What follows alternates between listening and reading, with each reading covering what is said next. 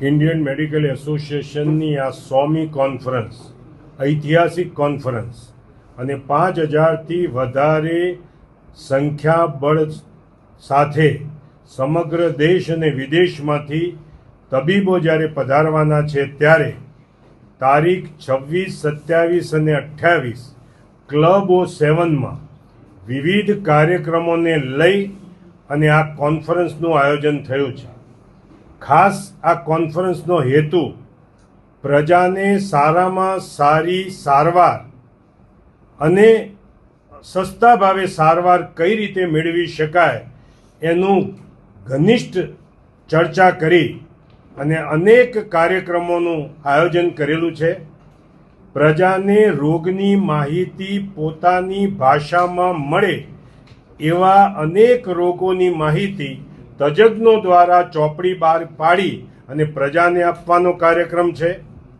Organ donation એક મહાન મોટો કાર્યક્રમ છે જેમાં ગુજરાત અગ્રેસર છે, પણ ઓર્ગન ડોનેશન દ્વારા અનેક લોકોની જીવન બચાવી શકાય એ પ્રકારની વ્યવસ્થા કરવાની પણ ચર્ચા થશે.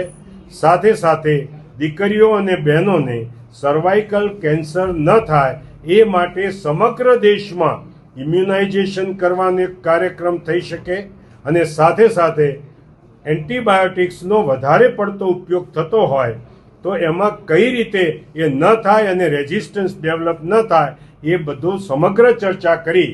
અને એક વાતનો અમે ઉલ્લેખ કરીશું કે જ્યારે જ્યારે આ દેશમાં માનવ સર્જિત અથવા તો કુદરતી આપત્તિ આવી છે ત્યારે મેડિકલ એસોસિએશને અગ્રેસર ભૂમિકા ભજવી છે.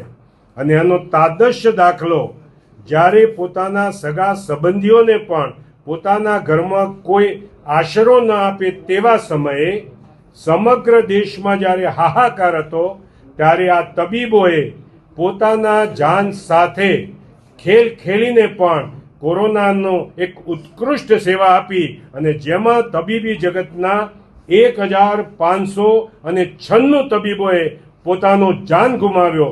એ જ બતાવે છે કે ઇન્ડિયન મેડિકલ એસોસિએશનના સભ્યો અને ઇન્ડિયન મેડિકલ એસોસિએશન પ્રજાની મુશ્કેલીઓમાં કઈ રીતે સાથે રહે છે. કારણ કે હંમેશા કોઈ પણ પ્રોગ્રામ શરૂ થાય એટલે એની કોસ્ટ ઇફેક્ટિવ કેટલી છે આપણે કાઢવી પડે.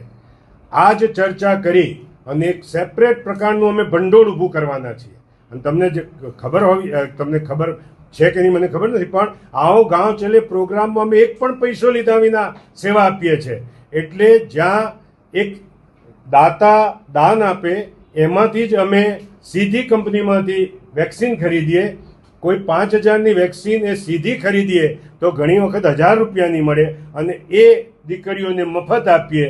આ પ્રકારનું સમન્વયની ભૂમિકા. અને ભૂતકાળમાં અનેક કાર્યક્રમ, ભુજની જે હોસ્પિટલ છે એ રામબાગ હોસ્પિટલ જ્યારે તૂટી ગઈ ત્યારે એસોસિએશને પોતે પૈસા ભેગા કરી આખી રામબાગ હોસ્પિટલ સાધન સામગ્રી સાથે આપી.